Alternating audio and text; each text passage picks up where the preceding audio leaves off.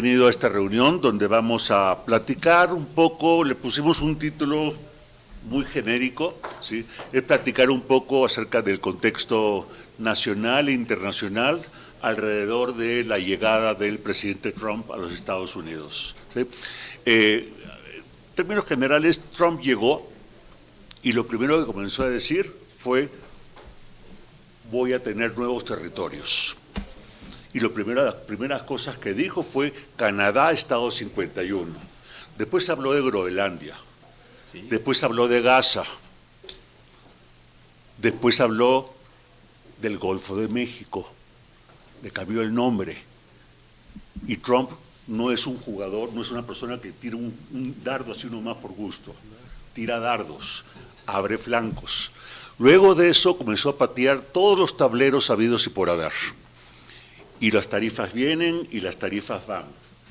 ¿Es errático o hay algo más detrás? ¿Cuál es la consecuencia política del discurso que tiene Trump en los Estados Unidos, tirando abajo, saliéndose de la OMS, saliéndose quizás, puede ser, de Naciones Unidas, saliéndose quizás de financiar al Banco Mundial? ¿Cuáles son las consecuencias a nivel internacional y cómo eso también repercute en México políticamente y cómo eso repercute en México en términos de negocios y de actividad empresarial en general? ¿Sí? Esa es un poco la idea de este conversatorio. Para esto tenemos somos 4 personas de departamentos distintos que vamos a ir tocando temas distintos sobre toda esta dimensión, ¿sí? En primer lugar, tengo a mi derecha a Enrique Gutiérrez, que es profesor académico del Departamento de Ciencias Políticas y Sociales. Más allá a la derecha tengo a Aribel Contreras, que es del Departamento de Estudios Empresariales. A mi izquierda tengo a Abelardo Rodríguez, del Departamento de Estudios Internacionales, y finalmente yo soy Pablo Kotler, del Departamento de Economía. Lo que vamos a hacer es, vamos a hacer 2 rondas, cada persona va a tener 10 minutos para hablar. En la segunda ronda vamos a repetir lo mismo. Quizás sería interesante si en la segunda ronda no solamente reforzamos ideas, sino también un poco interactuamos con lo que dijo la otra persona. Y pasados esos 80 minutos, nos quedan 40 minutos más para preguntas de todos ustedes, ¿sí? Que esperamos que sean breves, cortas, para que todo el mundo pueda hacerlo, ¿sí? Entonces, sin más, dejo la palabra a Enrique para que nos dé sus primeras impresiones. Gracias, muy amables. Primero que nada, bueno, un agradecimiento especial para Pablo Kotler, del Departamento de Economía, que nos cruzamos ahí en un pasillo y me comentó esta idea. Me pareció fenomenal no dejar pasar esta coyuntura y por supuesto me pareció magnífico impulsar esta iniciativa y participar. Pablo, de verdad, muchas gracias por impulsar esta iniciativa y por invitarnos. Siempre un gusto estar y compartir con los colegas, con la doctora Aribel Contreras y con el doctor Abelardo Rodríguez, que generosamente además aceptaron participar y venir a la mesa. Los agradecimientos, por supuesto, a Comunicación Institucional, a los departamentos y, bueno, pues a ustedes que están presentes en esta sala, en la Fernando Bustos, y a las personas que nos acompañan en línea. Siempre de verdad es estimulante debatir en espacios académicos con colegas a los que estimo, quiero y además respeto muchísimo, pero con los que no necesariamente, ya lo verán, vamos a coincidir en temas de política, incluso ideológicamente, y seguramente, bueno, será un intercambio de ideas muy enriquecedor para toda la comunidad académica y para las personas que nos puedan ver en las redes sociales. Fíjense, creo que traigo como algunos ejes de discusión. El primero de ellos es como un marco de referencia en donde yo diría que más allá de las primeras planas que le encantan al señor Donald Trump y del comportamiento particular, diría yo, folclórico, muy especial de este personaje, el presidente y el representante del gobierno de Estados Unidos, sí creo, y lo estaba fraseando un poco Pablo, pero sí creo que vamos a ser testigos de un ajuste muy importante en el espacio internacional, en el espacio regional y en los ámbitos, digamos, económico, político, me refiero a las en el ámbito político internacional, pero también en las arenas nacionales. La historia nos da muchas sorpresas, creo yo. Fíjense, jamás pensé, nunca pensé ser testigo de que un gobierno de Estados Unidos, republicano, se declarara abiertamente en contra del libre mercado, del propio Tratado de Libre Comercio en América del Norte, y como un defensor de aranceles o impuestos para el 2025. Si esto me lo hubieran dicho cuando yo era estudiante de ciencia política, les hubiera planteado que eso era una locura en realidad. Siempre lo compartí en el espacio de lo privado, incluso en algunos ámbitos académicos, que desde mi perspectiva Estados Unidos siempre se movía en este doble discurso desde finales de los años 70, el principio de los años 80, en este discurso entre liberalismo económico, no me voy a meter en Honduras porque aquí tenemos muy buenos economistas, si es neoliberalismo o no, del liberalismo económico, la reducción del Estado y del otro lado un neoconservadurismo en el espacio de lo político, es decir, siempre en el espacio discursivo había que ir al espacio de libre mercado, pero en el espacio de lo político siempre había este resabio neoconservador. Y creo que hoy más que nunca, lo decía Pablo, este análisis parece más vigente y cobra sentido cuando incluso en el marco del Tratado de Libre Comercio se sancionaba, por ejemplo, a los aguacates mexicanos, al atún, a las escobas, con argumentos que van desde la devastación ambiental y el cuidado de los delfines, viniendo de un país que se sale de los protocolos de cuidado del medio ambiente y del calentamiento global, suena interesante, y no es que obviamente apoye yo ni la muerte de delfines ni el devastamiento de bosques, sino que viniendo de un país justo que ahora está afuera del Acuerdo de París, pues parece un argumento bastante interesante. Sumado al anterior, me parece justo que el gobierno de Estados Unidos se presenta entonces en el espacio internacional como un gobierno abiertamente, y lo anoté muy puntualmente, neoproteccionista en el marco de sus propias fronteras, pero con claros intereses, y lo decía Pablo, de expandirse como en los buenos tiempos de lo que en algún momento histórico se llamó imperialismo, para recuperar no nada más lo que tú decías, también por ahí está el Canal de Panamá, que es una cosa ahí que planteaban, anexar, además del Canal de Panamá, recuperar o tomar Groenlandia, ya sea, porque además así lo ha dicho, lo podemos comprar o lo podemos anexar por la fuerza, no importa, ustedes decidan, anexar Canadá o como una estrategia discursiva precisamente plantear lo que está ocurriendo como un contexto digno de algo que parecía que se había extinguido y que había quedado completamente superado. Pero sumado a ello, también observamos otra paradoja en la que colegas de la izquierda mexicana, bien conocidos, son ahora defensores de que se mantenga el libre comercio en la región de Norteamérica y el fortalecimiento del comercio internacional. Bueno, ya estamos en un mundo que no entendemos en lo más mínimo. En ese sentido, me parece que seremos testigos del fin de verdad de una época. Ya no sé si decir de un modelo, porque a lo mejor Pablo se va a enojar conmigo porque esto de los modelos económicos a lo mejor me va a criticar. No sé si de un modelo, pero sí del fin de una época y de una forma de organización política y económica que planea la consolidación de verdad de un nuevo orden internacional, nuevas reglas del juego, un acomodo en el espacio geopolítico internacional e incluso un nuevo momento histórico que traerá ajustes no vistos y que requerirán mucha paciencia desde las ciencias sociales y mucha imaginación para entender ese nuevo arreglo. Me parece que justo seremos testigos de un nuevo episodio en la historia en la que liberales o incluso libertarios o anarquistas de derecha, fíjense lo paradójico, esos libertarios que pretenden la desaparición del Estado están utilizando al propio Estado para vender criptomonedas y de paso estafar a miles de personas a nivel internacional, o en donde un presidente emplea en su gabinete a grandes empresarios de diferentes sectores y desde la misma Casa Blanca se aprovecha el espacio para vender autos y tecnología norteamericana sobre sus competidores chinos, por ejemplo, y de ese modo inclinar un poco nada más la balanza del libre mercado. Suena paradójico, ¿no?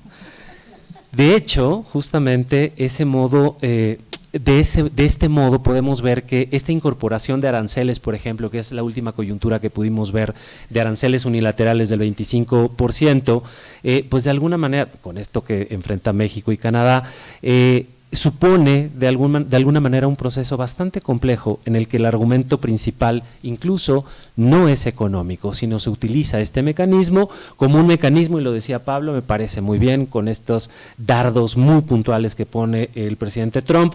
Yo diferiría de esta idea de que es un presidente solo enloquecido, sí es una figura muy folclórica, pero me parece que hay una intencionalidad política. Podemos no compartirla, pero me parece que hay ahí.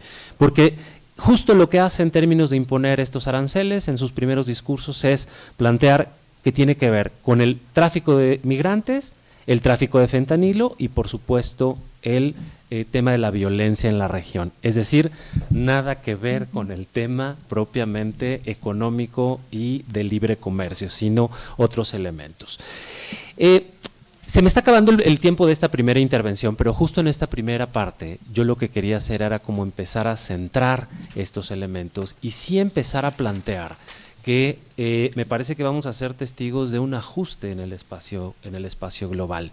Más allá de una actitud arrebatada, lo que haré en mi siguiente intervención con las participaciones de la colega y los colegas será profundizar en tres ejes que yo sugiero para este análisis, pasando precisamente por el eje de México, por el eje de Estados Unidos y por el eje de Canadá, con las implicaciones que este primer saque que planteo suponen o sugieren de este nuevo arreglo y de este nuevo horizonte que parece que nos tocará ver en este momento. Muchísimas gracias, Pablo.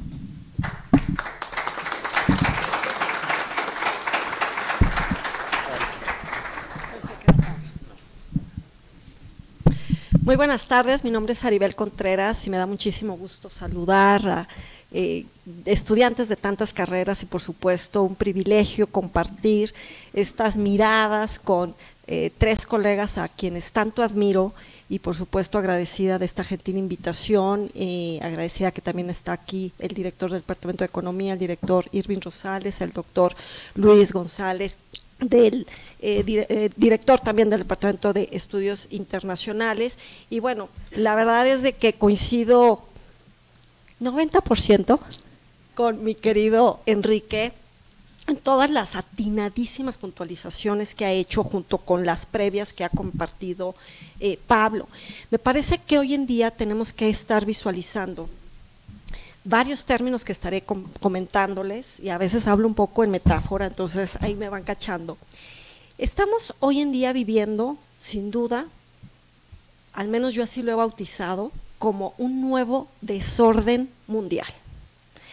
Desorden porque todo es caótico, porque el mundo está al revés, porque China, que era el país cerrado, se ha abierto, porque Estados Unidos, que es el que creó las Naciones Unidas, impulsó la creación del Banco Mundial, el Fondo Monetario Internacional, empujó en 1947 la creación del GATT para poder liberalizar los aranceles entre los países después de ya este proceso de reconstrucción posguerra que inicia una etapa de la Guerra Fría. Pues hoy resulta que este presidente en este segundo mandato, es decir, Trump 2.0, pues impone aranceles, o sea, pareciera que estamos regresando al pasado. Y yo les diría, hay 4 T's que desde mi perspectiva son las más grandes amenazas en este año 2025. ¿Alguien adivina cuál pudiera ser la primera T? Refiriéndome a palabras que empiezan con la T, pero en inglés. Trade, tariffs. Es que taxes se pudiera utilizar como sinónimo, threats, de amenazas, y Trump. Eso, muy bien, felicidades.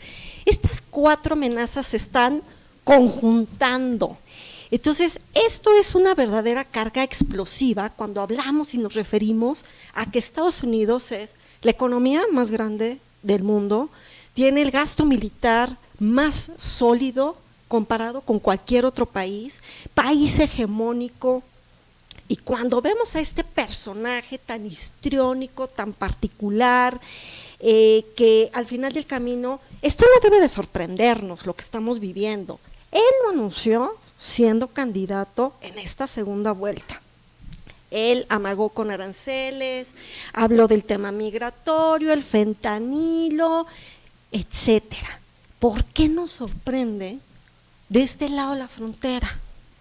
¿Cómo es posible, y yo creo que aquí es donde vamos a discrepar bastante, aquí mi querido Enrique y yo, cómo es que estamos ahora viendo medios de comunicación, inclusive internacionales, aplaudiendo a la inquilina de Palacio Nacional?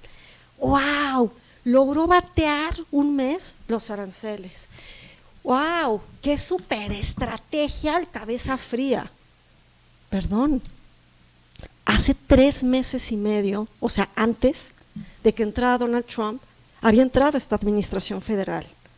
¿Qué se hizo en este periodo de tiempo antes de que llegara Trump otra vez a la oficina oval? ¿Qué puentes se tejieron? ¿Qué interlocutores se construyeron? ¿Acaso ha habido cambio de embajador de México en Washington? Nada de eso ha sucedido. Por eso es que yo he sido una ferviente crítica en medios de comunicación de que no podemos estar aplaudiendo el hecho de que, ¡ay, qué bueno! No nos pusieron los aranceles ahorita, hasta el próximo mes.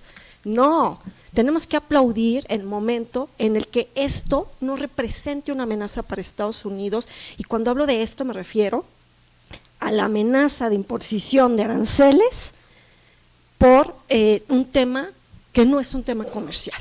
Es decir, México no está haciendo dumping, que ustedes que estudian economía saben perfectamente y mejor que yo, que es vender por debajo del precio del mercado interno. El gobierno mexicano no está dando subsidios a las empresas mexicanas que hacen negocios en Estados Unidos, no hay una discriminación de precios, no es un tema comercial.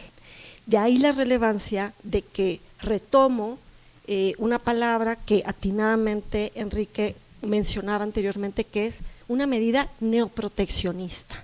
Estos neos, que ahora vamos a estar escuchando mucho, la medida neoproteccionista es cuando utilizas al arancel como un arma de negociación, pero para temas políticos, algo que nada tiene que ver con el comercio. Entonces, estamos con un personaje neonacionalista, Trump, que construye estas narrativas en favor de su base electoral, de envolverse la bandera de Estados Unidos y de decir el Make America Great Again. Este proyecto MAGA tiene no solamente una filosofía e ideología política, tiene muchos de estos matices comerciales. Y entonces, cuando entendemos muy bien que es un neonacionalista, que impone medidas neoproteccionistas. Aquí voy a retomar una palabra que le leí hace un mes a Abelardo, cuando él publicaba y hablaba de esta visión neoimperialista, que seguramente más adelante Abelardo nos estará platicando. Donald Trump tiene una visión donde cuando él habla, y no sé si se acuerdan, cuando toma la oficina, da el discurso en el Congreso, aquel 20 de enero, y dice, la era dorada de Estados Unidos. Tenemos que hacer a Estados Unidos otra vez lo que era, que de repente, abro un paréntesis, me recuerda tanto a Vladimir Putin en esta visión y esta perspectiva de expandir los tentáculos rusos para regresar a lo que fue el Imperio Ruso, cierro paréntesis. Y entonces, cuando retomamos estos elementos de Groenlandia, Canadá, Canal de Panamá, etcétera, yo digo, claro, pero además Donald Trump está tomando estrategias neocolonialistas. Hablo específicamente del caso de Ucrania, donde todo cae en la parte mercantil. Ucrania, la guerra es un negocio, es la economía de la guerra para muchas empresas, pero ahora vemos cómo llegar a la paz también es un gran negocio, porque Ucrania, que tiene minerales críticos, tierras raras, pues ¿por qué no hacer el negocio del año 2025 para Donald Trump, que además le estaría abonando al Premio Nobel de la Paz, y de esa manera Ucrania se engancha en un laberinto sin salida, donde o sigue con el agresor vecino en la guerra, o para llegar a la paz tiene en este proceso al neocolonizador, donde Ucrania tendrá que ceder el 50% de la administración de estos recursos para que tenga garantías de seguridad. Entonces, regresando al punto de los aranceles, me parece de verdad una cosa muy interesante que pudiéramos hablar de una nueva guerra comercial, pudiéramos hablar de la diplomacia de los aranceles, que más bien yo diría la antidiplomacia, totalmente más pura vista en este contexto, pero sin duda, para ir enfocándome al tema de las empresas, pues hoy vemos cómo microempresarios, pero también empresarios grandes en Canadá, en México, están sumamente preocupados porque cómo es posible que el TEMEC, que es este paraguas jurídico que permite entrar a este mercado de América del Norte cero aranceles, pues resulta que tenemos aranceles. Donald Trump ha amenazado, y yo pongo en 3 cajones diferentes la amenaza arancelaria. La primera, a Canadá y a México, presionando el arancel por un tema migratorio y el fentanilo, que nada tiene que ver con el comercio. Siguiente cajón, aranceles a materias primas al resto del mundo. Ayer impusieron al acero, al aluminio, en abril puede ser que impongan aranceles al cobre y puede ser que para mayo, y anótenlo para que se acuerden que se los dije yo, puede ser que sea la madera. Estas materias primas son clave y cruciales para ciertos sectores e industrias de Estados Unidos. Entonces, estamos visualizando en este segundo cajón que todo el mundo se ve afectado, sí, pero resulta que los principales proveedores del acero, del aluminio, es Canadá, en primer lugar, México el tercero en ser proveedor de acero y el noveno en ser proveedor de aluminio. Entonces, estamos en la misma canasta que el resto del mundo, como si el TEMEC no existiera, y además el proceso de revisión del TEMEC, que se tendría que echar a andar una vez que ya tengamos la claridad después de la crisis política de Canadá, pues resulta que esto ya es la antesala. Y el tercer cajón de aranceles es cuando Donald Trump habla de los aranceles espejo. A ver, tú, India, me cobras 2% para mis motocicletas, perdón, me cobras a mí el 100%, pero cuando yo te compro a ti una motocicleta parecida, solo te cobro el 6% de arancel. Ah, pues entonces los aranceles espejo es, yo te subo hasta el tope de lo que tú le cobras a mis productos. Entonces estamos visualizando que sí, ya sabemos que la tarifa, la palabra favorita de Trump es exacto. Entonces, claro que lo impone, claro que le encanta la palabra favorita, y yo creo que ahí lo tiene escrito en todos lados en su escritorio, pero al final del camino hay que visualizar cómo es que realmente de manera bilateral cada país tiene que llegar a acuerdos. Es muy difícil hacer un frente común. La Unión Europea busca hacer este frente como bloque.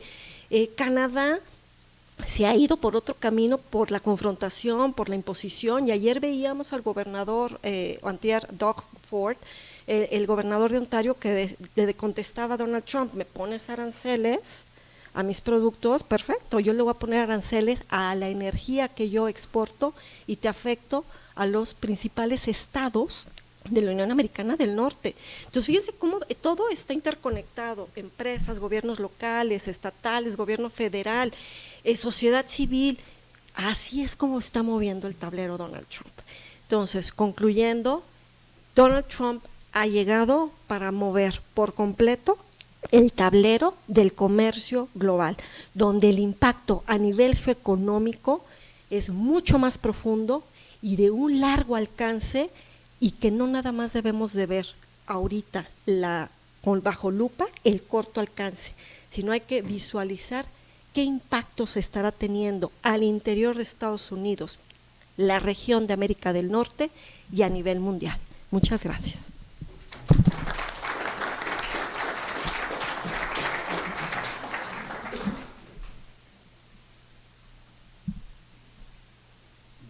Gracias. ¿Se escucha? Sí. En primer lugar, quiero agradecer a colega Pablo Kotler por esta convocatoria. Muchas gracias, Pablo. Y saludo a los directores del Departamento de Economía, Luis Rosales, a mi director, el doctor Luis González, a todos mis colegas aquí, estudiantes y a quienes nos siguen por streaming. Me gustaría plantear una serie de ideas. Como sabemos, todavía no vamos en los primeros 2 años de la administración Trump y estamos en un momento de inflexión histórica y en el sistema internacional. A mí me gustaría sobre todo hacer énfasis a esas variables en este planteamiento de un nuevo desorden mundial, que creo que es muy interesante identificar cómo hace 30 años estábamos justo ingresando a no solamente el Tratado de Libre Comercio, sino a lo que plantea en la región de Norteamérica a un proceso de integración norteamericana, mexicana, estadounidense, canadiense. Estados Unidos venía saliendo de la confrontación bipolar con la Unión Soviética y se prefiguraba hace 30 años como la hiperpotencia del sistema internacional, y actualmente está en descenso, en declive, y creo yo que parte de esto que estamos viendo son de alguna manera las patadas de ahogado de la superpotencia que se encuentra agobiada por el avance de China y esta alianza geoestratégica que tienen además con Rusia. Por un lado en el plano global y en el plano doméstico, con una incapacidad para ir articulando una bonanza en la cual se habían conformado con un liderazgo, por lo menos durante la Guerra Fría y gran parte de la Guerra Fría, que se pierde después del 11 de septiembre, los ataques terroristas en Estados Unidos. Creo yo que en esta perspectiva el regreso de Trump al poder, que habría que considerar muy distinto de la primera fase que gana el voto popular, que no había logrado obtener en su primera administración, tiene el voto electoral, hay una mayoría además en la Cámara de Representantes y en el Senado de Estados Unidos, y una mayoría de representantes en la Suprema Corte de Justicia de la Nación, lo cual está planteando un nivel de poder que se está replanteando, que se está cuestionando, pero que tiene ahí las cifras que establecen un liderazgo del comandante en jefe como pocas veces se había visto en la historia de los Estados Unidos. En el 2017, en su estrategia de seguridad nacional aparece el concepto de gran superpotencia, que Estados Unidos tenía que regresar a la época de las grandes potencias, y es parte de mi investigación. Como sabemos, lo que podemos plantear de manera rapidísima, esto está estableciendo que Estados Unidos quiere ponerse nuevamente en la cúspide del futuro del mundo y de la dirección de la política mundial.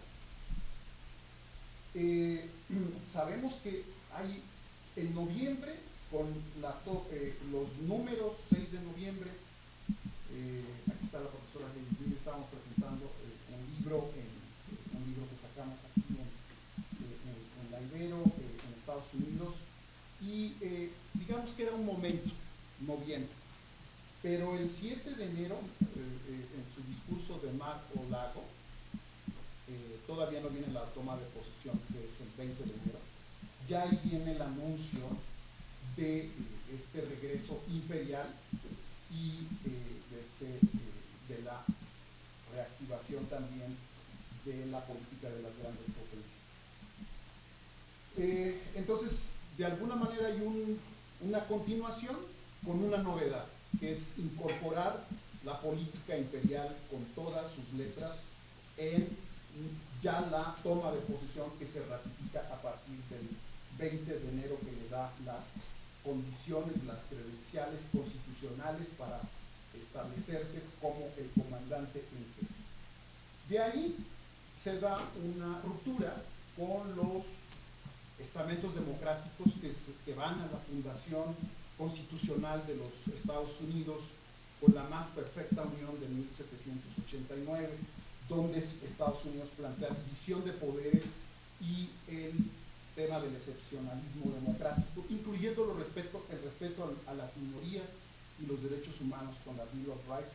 Hay una ruptura ya claramente con esto, y un trastocamiento con el orden constitucional y una redefinición ahí con los profesionales de la administración pública, del servicio público al interior de todas las áreas dentro de Estados Unidos, pasando por el servicio exterior, por las agencias de cooperación internacional, el USD, y hasta tocando los servicios de inteligencia y las fuerzas armadas. Y esto hay una diferencia aquí con la administración pasada, porque sí había logrado articular su gabinete con actores profesionales dentro del establishment de los Estados Unidos, y ahora esto hay un recambio, sobre todo con los actores más leales a la ideología y a su proyecto político, más que a sus credenciales probadas de experiencia en la administración pública o en el servicio exterior. Y esto se puede ver que además hay un recambio en el gabinete en su conjunto y está alineado con los dos poderes de la Unión. Hay un alineamiento ahí. Esto nos lleva a que la combinación de la política de las grandes potencias con el impulso imperialista, en su discurso del 20 de enero de este año, además, cita a McKinley, el presidente McKinley, que es un expresidente en la historia de Estados Unidos del siglo XIX, de finales del siglo XIX, que él además tenía la tipología neomercantilista y nacionalista estadounidense, lo cita como un ejemplo de lo que venía, o de lo que viene y lo que se encuentra en curso. Entonces, esa combinación habría que además situarla entre 1776 y 1898, donde claramente, incluso desde la Declaración de Independencia,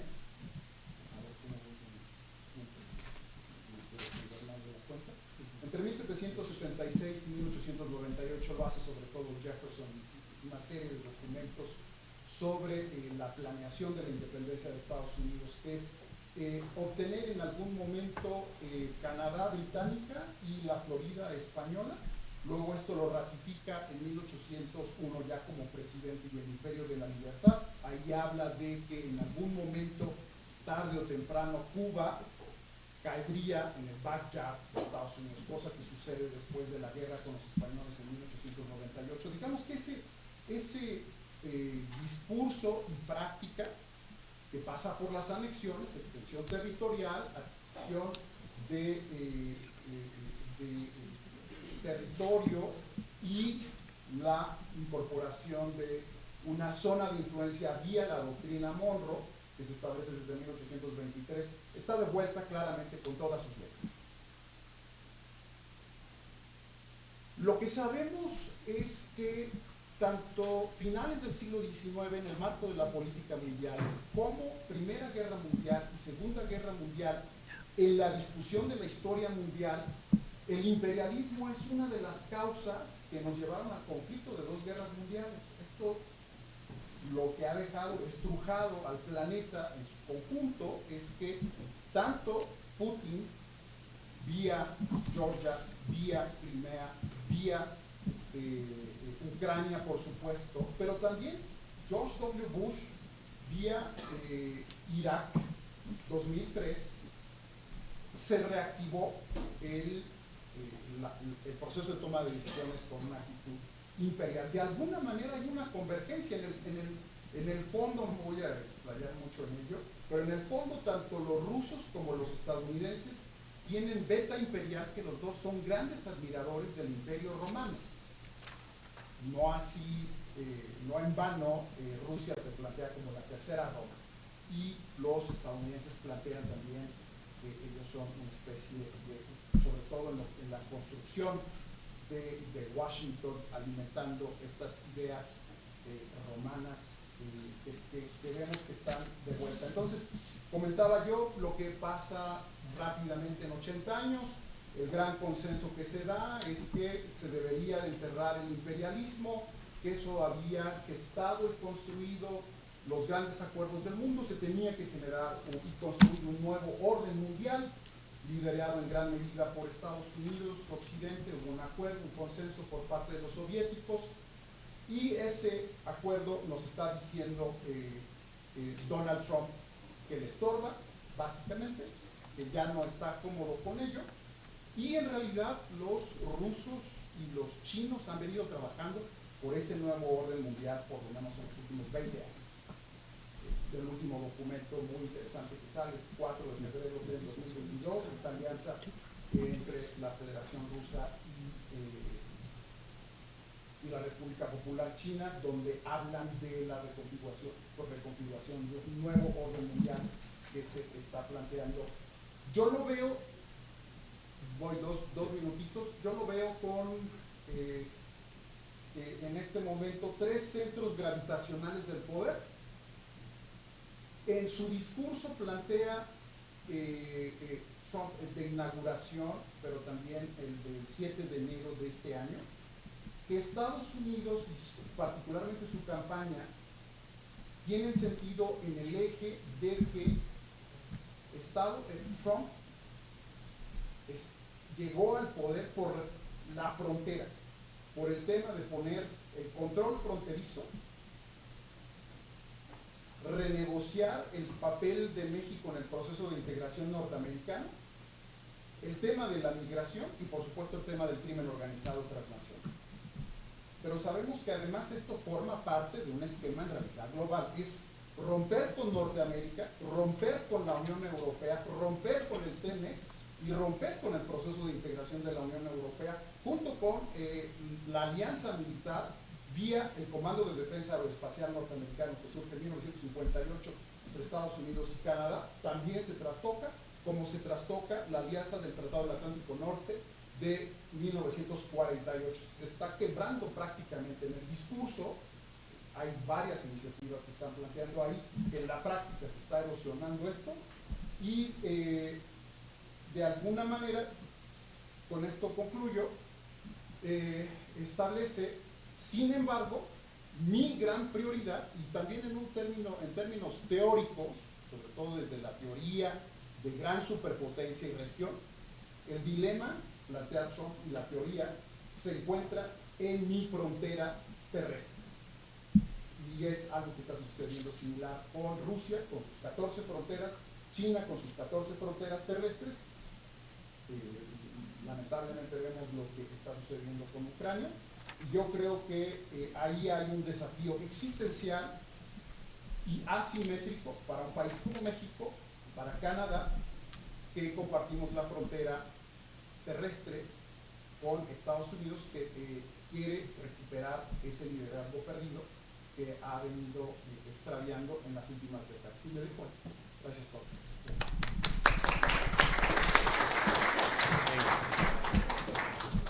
Bueno, yo quisiera voy a hablar de 4 cosas y lo voy a dividir en 2 partes. Primero, en términos generales, Trump lo que está haciendo es hacer uso del poder económico. Eso no tiene nada especial. Eso todos los países lo han hecho y los gobiernos americanos son especialistas en eso.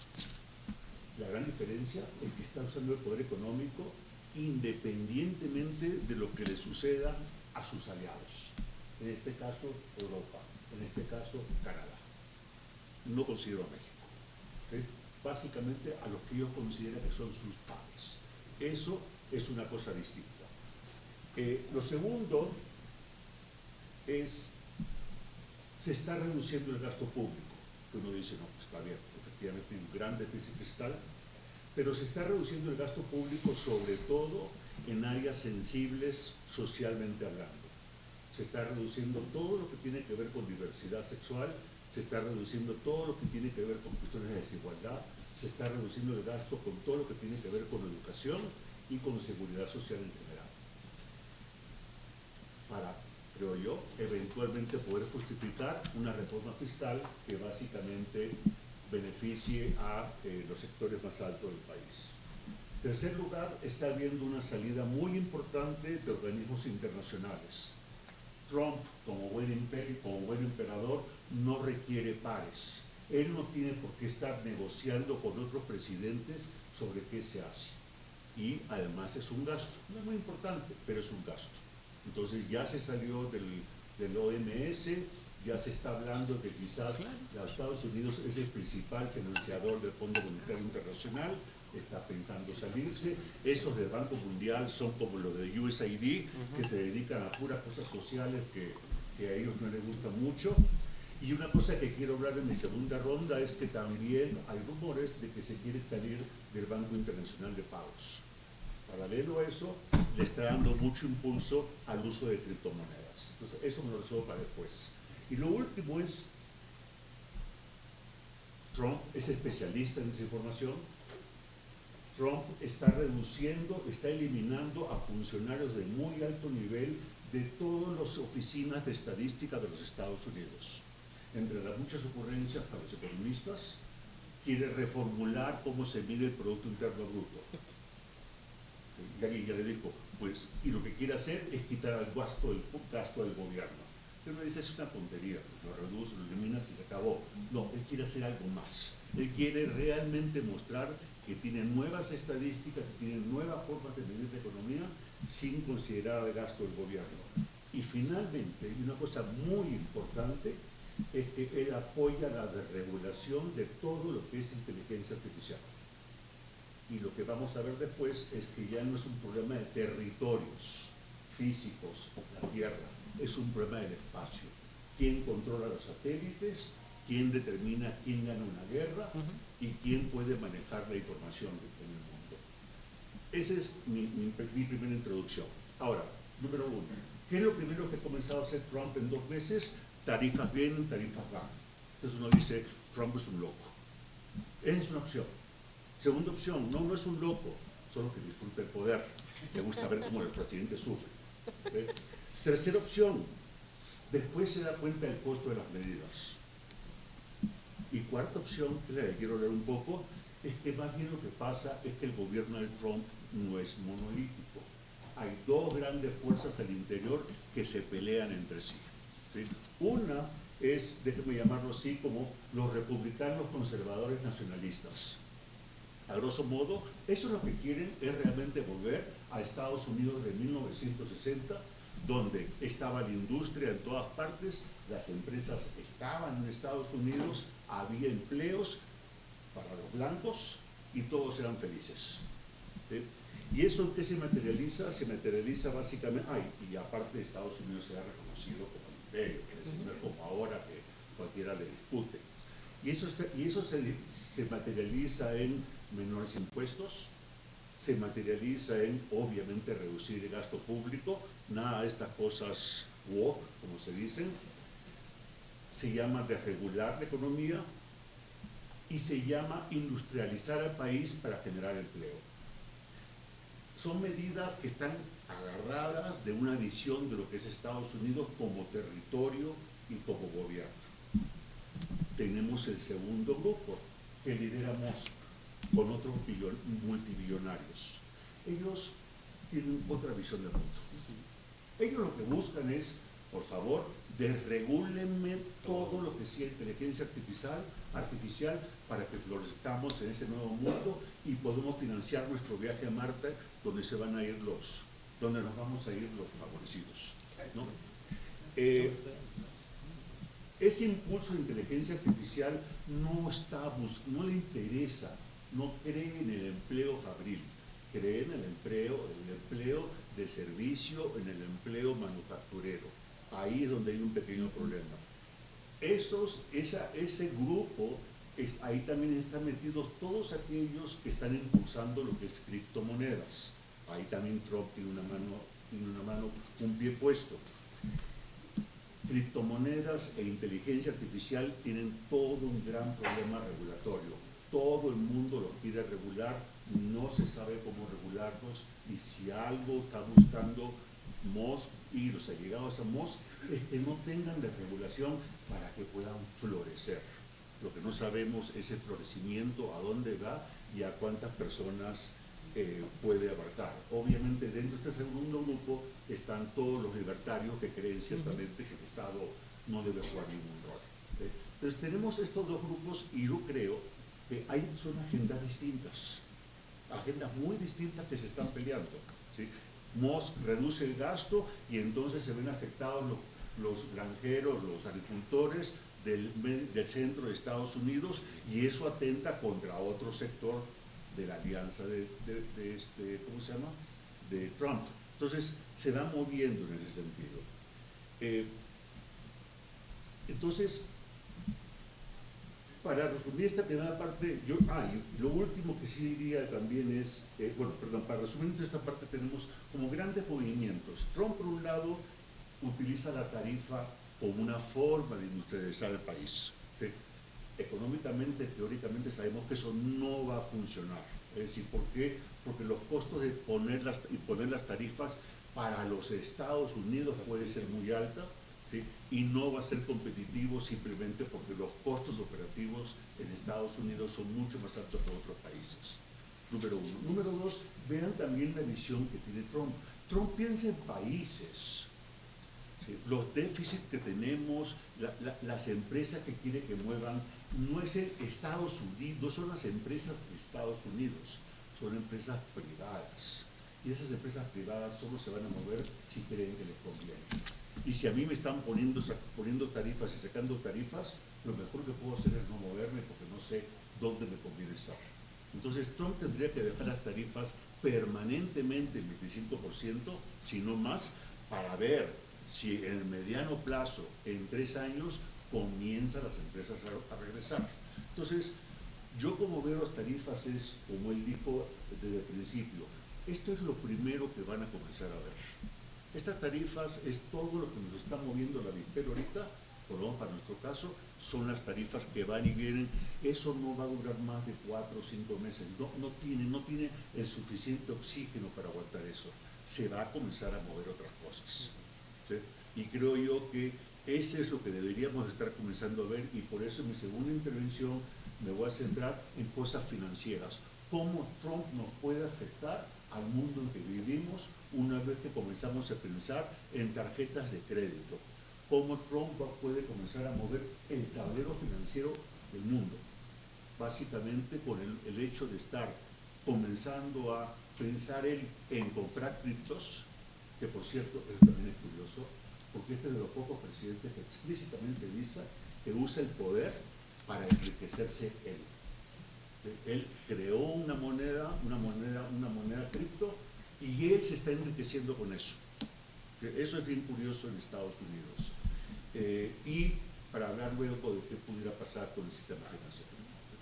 Gracias.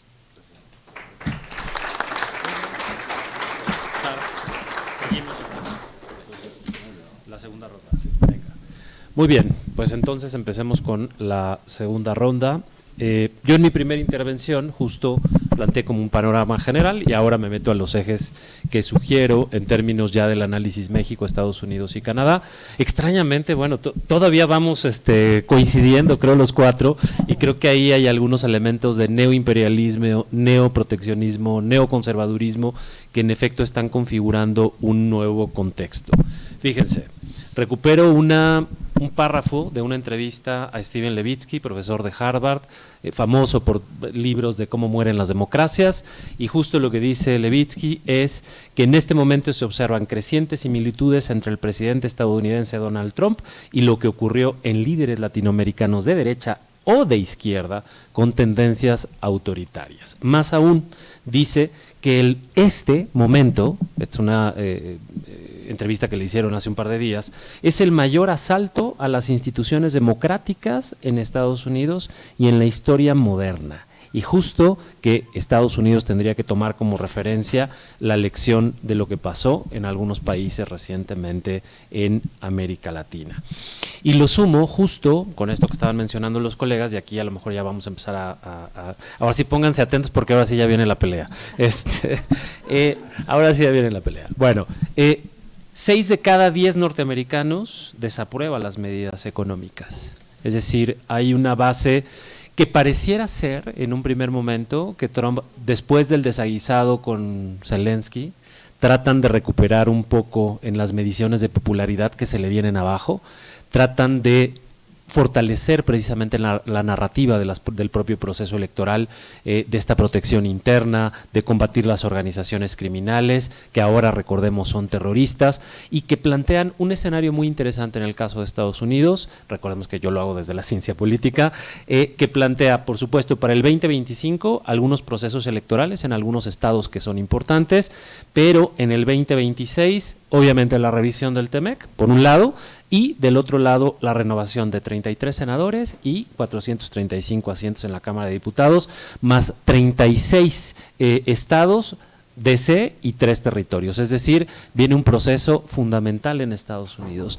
Me parece que ahí se inscribe, yo no sé si de manera tan racional o no, pero ahí se explica un poco la estrategia. Yo diría, desde mi muy particular punto de vista, por supuesto, ni el presidente Trump ni sus asesores nos lo han preguntado, pero me diría que bastante deficiente, con un pobre análisis de la realidad, en donde el presidente Trump no solo plantea precisamente estas tensiones en este momento incluso innecesarias, sino políticamente inadecuadas, y que de alguna manera le están planteando un desastre en el espacio político, pero también varias repercusiones en el espacio económico y contraproducente incluso para los propios intereses de inversionistas en Estados Unidos, que también ya le empieza a generar presiones muy importantes en el espacio de lo económico con los propios sectores empresariales. Ese sería como el eje Estados Unidos, además de lo que han mencionado y lo que ha señalado Pablo, Abelardo, por supuesto,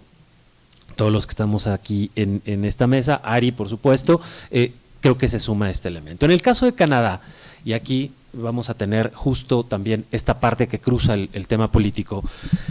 No sé si ustedes vieron las reacciones de Trudeau, que subió una foto con Zelensky, subió un video hipernacionalista, que se vincula también con el hecho en donde, bueno, Trudeau y su Partido Liberal estaban prácticamente en la lona en términos político-electorales. Es decir, es un salvavidas el que les tira a Donald Trump para poderse subir a la discusión, recuperar la identidad del Partido Liberal en Canadá y levantar la mano y decir, aquí estamos y vamos a recuperar ese espacio político que ya tenían perdido o lo tenían por lo menos bastante alejado. Suben un video hipernacionalista que me llamó mucho la atención, y el discurso del propio Trudeau, pero que se vincula fundamentalmente con esa lógica político-electoral en donde creo que evidentemente el posicionamiento radicalizado de Canadá se explica en gran medida precisamente porque es una de las últimas fichas o de las últimas cartas que le queda, por lo menos en esta coyuntura, justo en términos político-electorales. Y en el caso mexicano, Ari, donde nos vamos a pelear mucho, me parece que no, me parece que al contrario. Yo creo, y lo digo incluso por las propias declaraciones que ha hecho la Presidenta de la República, que a ella le sorprende el tema de los aranceles, no por los aranceles en sí, sino porque había un grupo reunido de alto nivel en Washington donde habían llegado a acuerdos, de hecho por ella a lo mejor nos está mintiendo, pero bueno, eso sí yo ya no lo sé, en donde habían llegado a acuerdos muy concretos y frente a ese proceso de pronto sale el presidente Trump anunciando nuevamente los aranceles y desconociendo los propios acuerdos, un poco a lo mejor en esta lógica que decía Pablo de los diferentes equipos que hay ahí adentro del propio gabinete y de los grupos en Estados Unidos, pero que evidentemente sorprende no nada más a México y Estados Unidos. Ahora, me parece que justo respondiendo a o viendo la diferencia de respuestas entre Canadá y México, que es mucho más compleja, pero me parece que si en el caso de Canadá el primer ministro tuviera arriba del 80% de aprobación, unas elecciones intermedias que son en 3 años, una mayoría en el Congreso, Cámara de Diputados, Cámara de Senadores, mayoría con gobernadores, me parece que la respuesta es mucho más mesurada, en términos mucho menos agresiva, en términos de plantear qué es lo que viene en el futuro cercano.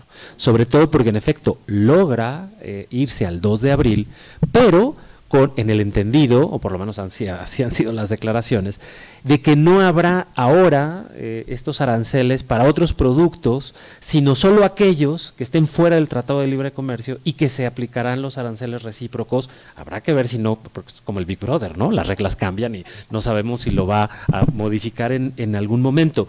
Pero me parece que eso es lo que explica de alguna forma esa respuesta mucho más moderada, mucho más mesurada, y yo te diría que tiene que ver incluso con este evento del domingo donde moviliza una gran cantidad de personas para mostrar un músculo político interno y también externo, es decir, para mostrar que hay una base electoral, que hay una base de apoyo. Podemos estar de acuerdo o no, esa es otra cosa, pero en términos del análisis me parece que toma ese proceso precisamente para mostrar que hay un gran apoyo, incluso lo dice.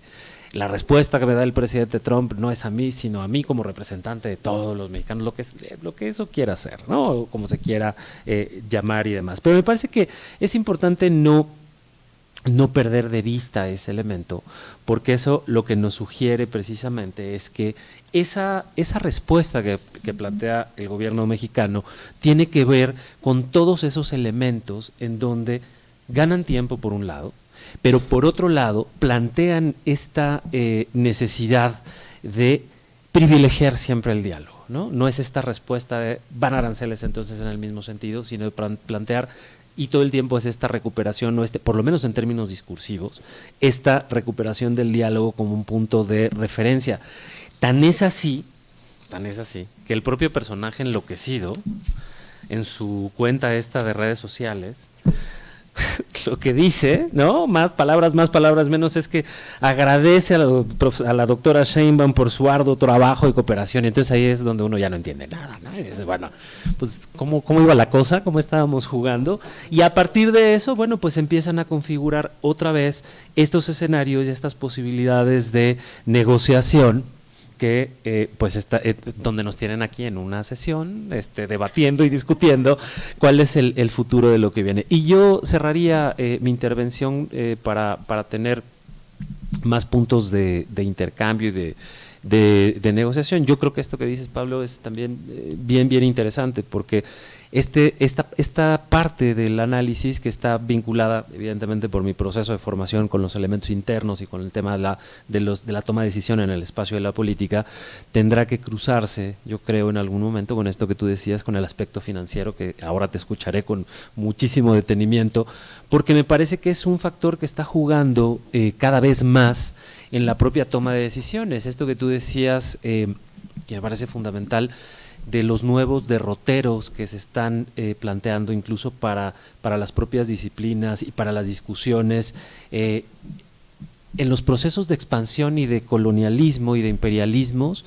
El gran punto de referencia era, sabemos este proceso de las colonias, había colonias portuguesas enfrente de China, está Macao, y había colonias inglesas y colonias, por supuesto, francesas y demás, pero en este momento sí se está planteando un derrotero en donde esas fronteras están planteadas ya por procesos de colonización en otros países. Esto es real.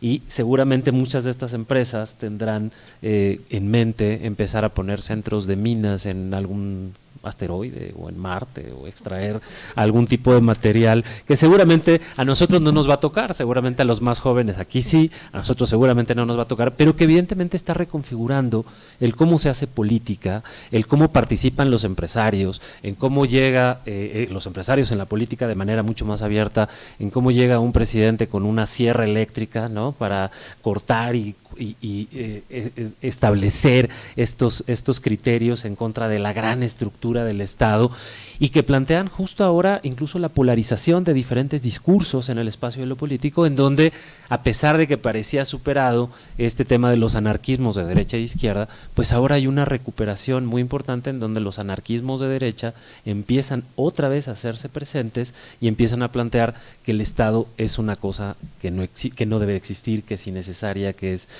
incluso obesa, ineficiente, y que hay que desaparecerla. Yo en lo particular creo que no, creo que el Estado tiene un papel importante que jugar. Ahí ya a lo mejor nos podemos pelear en otros espacios, pero me parece que esos elementos son fundamentales para entender el análisis en el espacio de la coyuntura, sin dejar de ver lo que viene en muchos de los otros temas, el espacio financiero, la reconfiguración de la política, la incursión. No sabemos si esto nos orillará a lo mejor a plantearnos una entrada a los BRICS. Ya hubo ahí un guiño bien interesante de los propios BRICS para la participación de México, pero lo que sí, y creo que con esto cierro mi intervención, lo que sí creo, y ahí coincidimos, es precisamente que hay un reacomodo de cosas y que hay que estar muy atentos de estos diferentes niveles de análisis y de las diferentes transformaciones que se van a dar en el sector empresarial, en el sector financiero, en el sector internacional y por supuesto en el arreglo de los procesos políticos. Muchísimas gracias.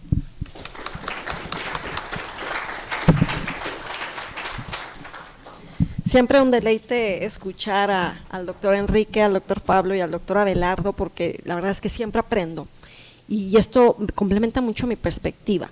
Antes de continuar, quería decirles que aquí hay sillas, aquellos estudiantes que están con el coxis tallando la alfombra, aquí hay lugares enfrente, acá también hay una, acá hay otras dos, para que no estén sin el respaldo en su espalda.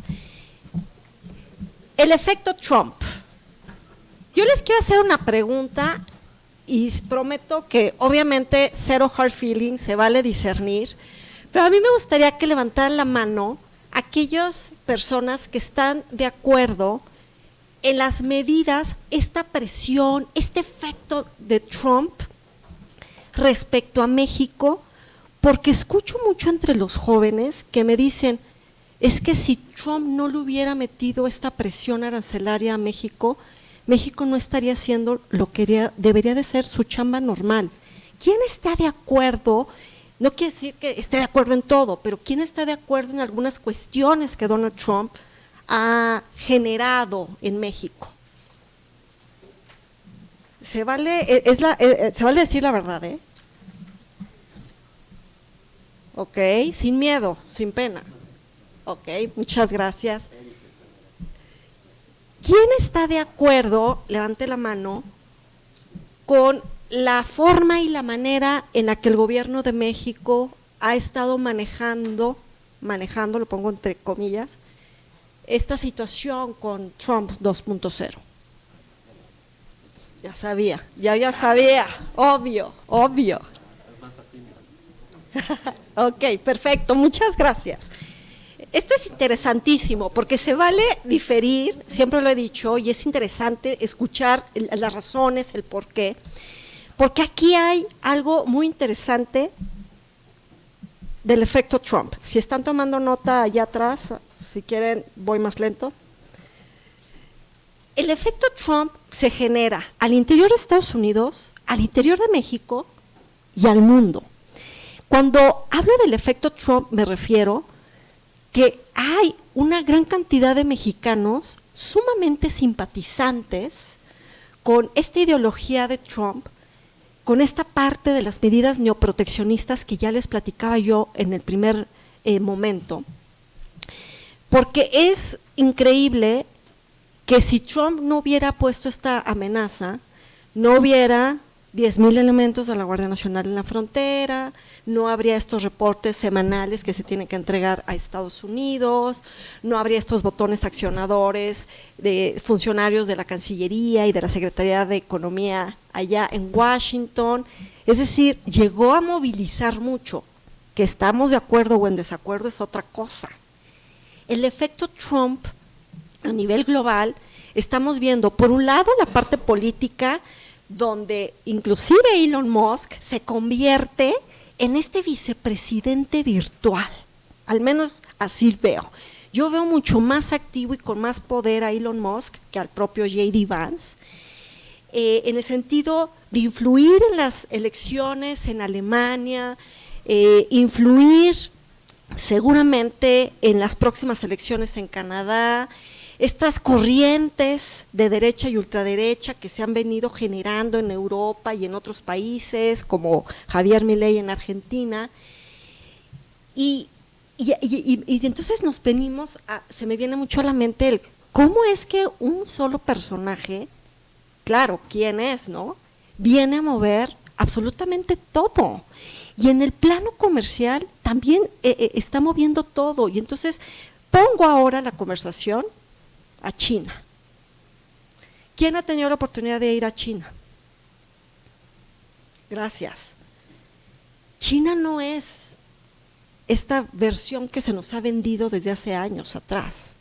Quien ha tenido la oportunidad de estar en China, en Shanghái, en Xi'an, nos va cambiando mucho la visión y la perspectiva, y entendemos entonces el por qué esta confrontación Estados Unidos y China no únicamente se da en el plano geopolítico, en el plano geoeconómico, sino entendemos que también se da en el plano geotecnológico, geomilitar, y esto nos permite visualizar el por qué claro que China es una profunda amenaza para Washington. Entendemos el por qué todo el equipo que va a estar a cargo del representante comercial de Estados Unidos, del Departamento de Comercio de Estados Unidos en el proceso de la revisión del TEMEC, pues va a estar China, aunque no es miembro del TEMEC, pues va a estar China en la conversación, obvio. ¿Por qué? Porque para Estados Unidos el hecho de que China invierta, esté visualizando cómo mover los botones, qué botones accionar en cuestión de innovación, ciencia, tecnología, pero también la parte ya está incursionando en la cuestión de las criptomonedas, pues estamos visualizando las nuevas alianzas, las nuevas desalianzas, las nuevas rivalidades y confrontaciones que está ahora abriéndose.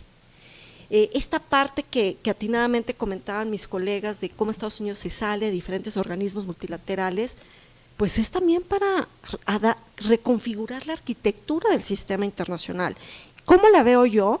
Fíjense, les comparto, en pandemia me la pasé, pues estábamos todos en pandemia, entonces me la pasé en redes sociales y en varios medios, y escribí inclusive, donde yo decía que estábamos viviendo una Segunda Guerra Fría 2.0, justamente por esta rivalidad entre China y Estados Unidos, porque Trump le echó la culpa a Xi Jinping y el virus lo bautizó como el virus chino. ¿Se acuerdan que hasta la Organización Mundial de la Salud dijo, a ver ya, o sea, nada del virus de Wuhan, nada, o sea, ya le vamos a poner el SARS-CoV-2, ¿no?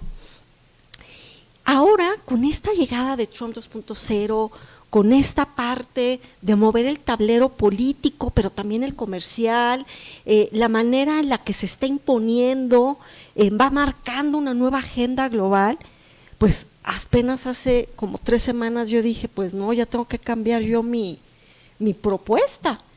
Yo ahora digo, estamos viviendo una Segunda Guerra Fría 3.0. en el sentido de que la rivalidad entre Estados Unidos y China no solo no se ha diluido, al contrario, se está haciendo mucho más antagónico en esta mirada de los países del norte global, pero el sur global, pero este bloque antioccidente entre Rusia, China, Irán, Corea del Norte, pero que ahora de repente resulta que hay una mancuerna de cuates entre Trump y Putin, pero a la vez Putin va a hablar con el presidente de Irán para ver cómo le echa la mano para retomar el acuerdo de la alianza nuclear, pero al mismo tiempo regresamos a lo que es América, de América para los americanos, que atinadamente Abelardo resaltaba, de la doctrina Monroe. Y entonces cuando empezamos a confabular todo esto, yo digo, a ver, ¿estamos viviendo una hiperglobalización o nos estamos moviendo hacia esta manera de lo que fue el pasado, el modelo de sustitución de importaciones?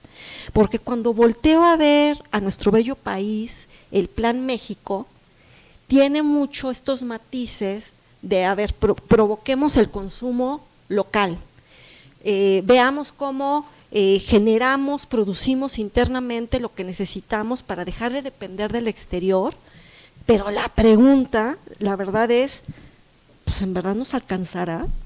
¿En verdad estamos listos sin una política industrial, sin una, en verdad una estrategia clara?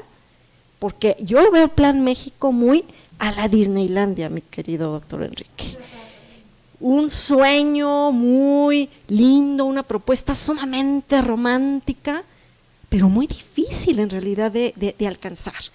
Y al mismo tiempo visualizo que mucho de lo que se está negociando de Estados Unidos hacia México, desde mi perspectiva, yo no le voy a dar el crédito a Palacio Nacional, tampoco le voy a dar el crédito a Cancillería ni a Economía.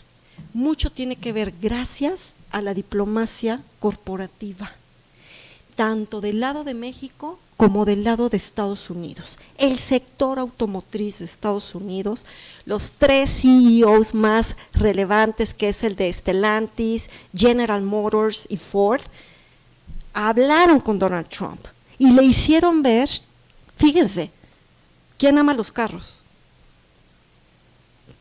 ¿Quién? ¿No? ¿Nadie ama los carros?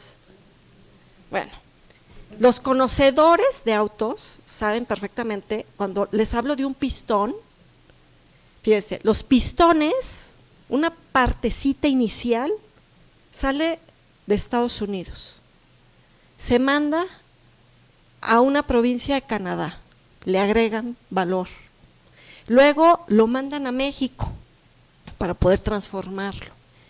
Y ya que está hecho el pistón, se vuelve a enviar a Estados Unidos para incorporarlo al motor.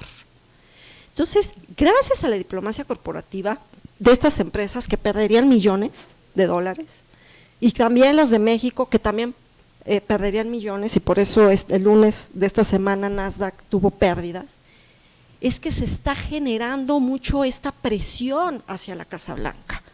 No creamos tan ilusos que se dio gracias a una llamada telefónica donde dijo, oh, you're a very nice woman, Mexico is a beautiful country. O sea, no, o sea, ¿en serio creemos que por una llamada ya por eso nos patearon los aranceles?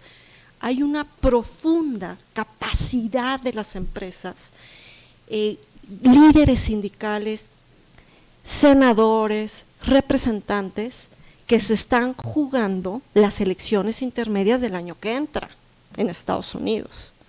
Entonces, esto tiene muchos matices, tiene muchas tesituras, y yo coincido con mis colegas cuando dicen que los aranceles no pueden ser eternos. Definitivamente esto va a llegar un momento en que se va a tener que ir como negociando por bloques, levantando los aranceles, etcétera, porque de aquí a 4 años a Donald Trump no creo que le alcance 4 años como para construir su narrativa y que veamos el próximo heredero del proyecto MAGA, porque pues ya pareciera que ya no hay partido republicano, sino que es el partido MAGA, y al final del camino vayamos viendo, observemos a Elon Musk, observemos a Marco Rubio, porque van a ser personajes que en las elecciones 2028 me parece que van a ser claves y cruciales para lo que viene. Por el momento aquí lo dejo. Gracias.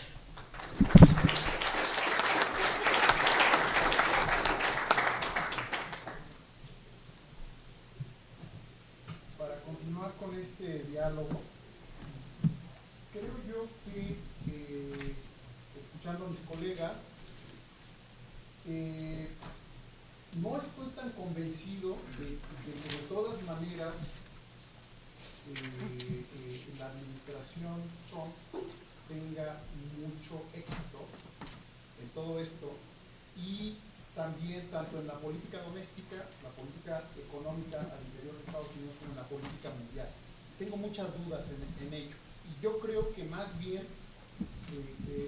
los aires del cambio son la incertidumbre, porque además incluso si revisamos la política de las grandes potencias, pueden ser los últimos 500 años, los últimos 2000 años, que podría venir de Roma para acá, hay todo un planteamiento de que esta administración no tiene un posicionamiento estratégico de qué es lo que quiere hacer con todo esto, tanto para los Estados Unidos como para la política mundial. Sí, está el tema de que quiere ser el líder del sistema internacional y ponerse a la cabeza ahí, pero no se ha delineado el plan estratégico para ello. Sería un primer comentario. Un segundo comentario, estoy de acuerdo con Enrique en el planteamiento de, al final creo yo que el sentido del Estado, y esto lo vemos en la mayoría de las teorías de relaciones internacionales, en los estudios de seguridad internacional y en la seguridad nacional, el Estado sigue siendo el factor clave, fundamental. Territorio, población, fronteras. ¿Qué nos están diciendo? Que no están de acuerdo con esta aproximación de respetar las soberanías de otros estados, y esto sí en el discurso y de alguna manera en la práctica se está volviendo. Ahora, si tomamos en cuenta lo que se concibió en la fundación de los Estados Unidos con el ala moderada y juiciosa, que son los antifederalistas, ellos trazaron cuando se estaba construyendo la constitución de los Estados Unidos y el gobierno de Estados Unidos, que era muy peligroso que finalmente en el arreglo constitucional se le diera todo el poder al comandante en jefe. Los antifederalistas plantearon, viendo Esparta, viendo Roma, viendo Grecia, que eso en el tiempo, incluso los británicos, que eso en el tiempo se podría fracturar si el comandante en jefe era alguien que no creía en los valores democráticos, por cierto imperiales, pero democráticos al fin. Y esto podría poner en jaque a los mismos Estados Unidos, y vemos para mí claramente, incluso ni George W. Bush, cuando llega al poder, de alguna manera acaricia esto, porque él también traía impulsos imperiales y parte de su equipo. Es justo la llegada de Donald Trump, que él está diciendo, él cree en la democracia solamente cuando él gana. Si él pierde, obviamente él está planteando que ganó 3 veces la presidencia de Estados Unidos, incluyendo la del 2020. Entonces ahí hay un tema. Ahora, resulta que una gran superpotencia, si digamos conceptualmente identificamos que es liderazgo, Producto Interno Bruto, economía mundial, liderazgo en gasto militar, segundo punto, que va también desde el complejo militar industrial, pasando por el complejo industrial espacial y nuclear. Segundo punto, Estados Unidos claramente está ahí. Tercer punto, innovación científica y tecnológica. Estados Unidos está ahí, pero ya le están tocando claramente los callos y no lo supone. Hay otro elemento que es extensión territorial. Sí juega en la política de las grandes potencias, recursos naturales y población. Si ve Estados Unidos a Rusia, pues puede ser casi el doble. China y Estados Unidos casi ahí se van en términos de extensión territorial. Entonces, aquí vemos que en todas las variables, porque yo creo que hay que ver en ese sentido la aproximación al poder, tanto en la política mundial como estos actores, que hay una serie de variables donde Estados Unidos sí está impactando a nivel global, pero hay otros en Euroasia, en África, en Medio Oriente, etcétera, donde Estados Unidos, incluso Sudamérica aquí, en Sudamérica, que ya no la rifa, ya no es el actor global que solió ser durante la Guerra Fría o la posguerra fría. Voy al otro elemento, que sería el del hemisferio occidental, regresando a este punto. Él dice, bueno, nos repartimos el mundo, Estados Unidos en el hemisferio occidental, recuperar el tema de la doctrina Monroe, ahí se explica mucho lo de Rubio, que él sea el secretario de Estado, también la alineación con su embajador, por cierto, con el plan del Comando Unificado y el regreso del Comando Sur, claramente ahí, y está este tema de Groenlandia a la anexión del discurso de anexión de Texas con la recuperación del Canal de Panamá, y ahí prácticamente se detiene el perímetro de seguridad de influencia estadounidense, de alguna manera hasta los Andes, pero hacia Sudamérica se diluye. Hay que preguntarle a Lula justo ello, y a algunos de los otros factores que ya, Chile por ejemplo, que ya no es desde hace bastante tiempo el principal socio comercial sudamericano de Estados Unidos. Luego entonces pasamos, en términos de niveles de análisis, esto que yo mencionaba, la región. La región es muy interesante si comparamos otra vez Estados Unidos, Rusia, China, si lo comparamos en el caso nuestro, que ahí estamos hablando de millones de años, que tiene que ver con la formación de los océanos, la formación de los espacios geográficos, lo que es el norte del hemisferio occidental. Y ahí hay siempre un tema de interdependencia, como sabemos, hay la mariposa monarca, la ballena gris, que es norteamericana, las migraciones que se puede caminar desde Centroamérica, incluso desde los Andes, de Centroamérica hacia Estados Unidos, pensando nada más en el caso de la frontera entre China y Rusia, que son 8 horas de vuelo aproximadamente, compartiéndola ahí. Entonces, mi punto aquí es que la interdependencia es de ida y vuelta. Es de ida y vuelta. Y es otra de las fallas estructurales de fondo de la administración. Esto tarde o temprano se va a reventar. Creo que ya se está resquebrajando parte de lo que está implementando. No obstante, dado que, por ejemplo, entre 1983 y el año 2000 el comercio entre México y Estados Unidos aumentó en un 482%, que la vulnerabilidad por parte de México es extraordinaria en la relación con Estados Unidos. Somos el principal socio comercial, viene China, viene Estados Unidos, Canadá, y es ahí donde la cercanía geográfica nuevamente nos pone en una gran vulnerabilidad. Paso a mi siguiente punto, que es Euroasia.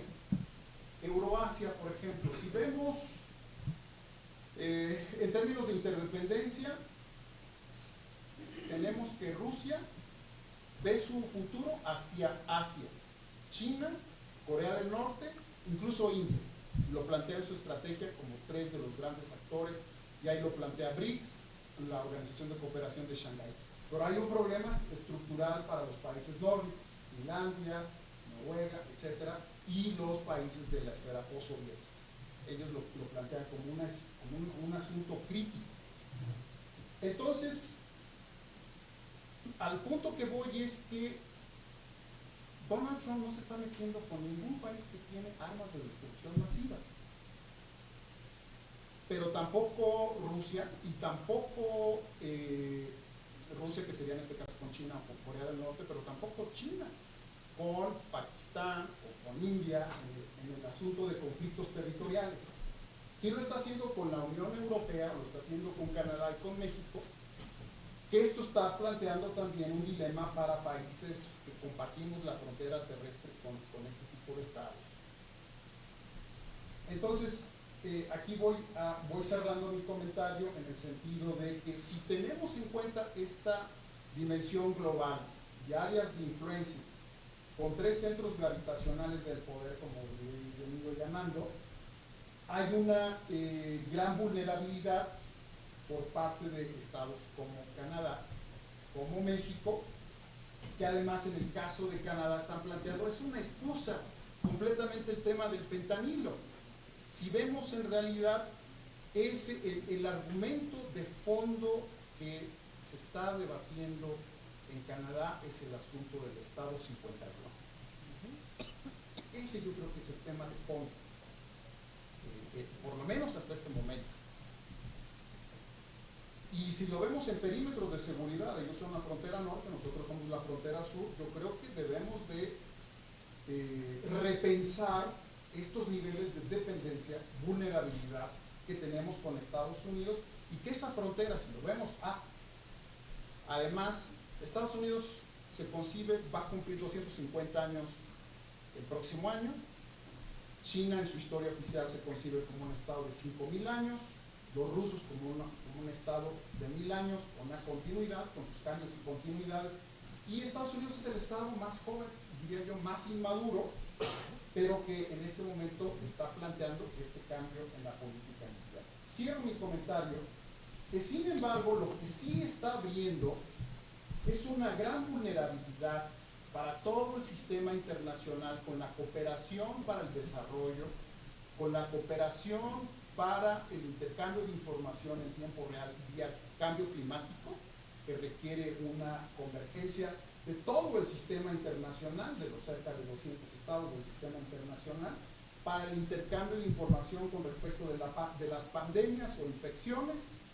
Como sabemos, ya se salió de la Organización Mundial de la Salud también el presidente Trump, y para el tema de el armamento, rearmamento nuclear. Todo esto requiere cooperación internacional y acuerdos de una gobernanza global, que en este momento, creo yo que me queda claro, que la principal potencia, la potencia global que sería Rusia, disruptiva, y la emergente, que es China. Curiosamente, China está planteando que habría que ser más cautos, más cuidadosos con este nuevo esquema, y en ese sentido yo creo que si lo vemos tanto en el esquema global como en la interdependencia, porque es contraproducente para los mismos Estados Unidos. Yo creo que ahí hay una serie de riesgos, y también sí vislumbraría una serie de oportunidades, porque creo yo que en México nos tenemos que replantear la cercanía geográfica. El otro día lo estaba yo mencionando, para el próximo siglo. Habría que repensar la cercanía geográfica para el próximo siglo, no solamente para este sexenio, sino para el próximo siglo. Gracias.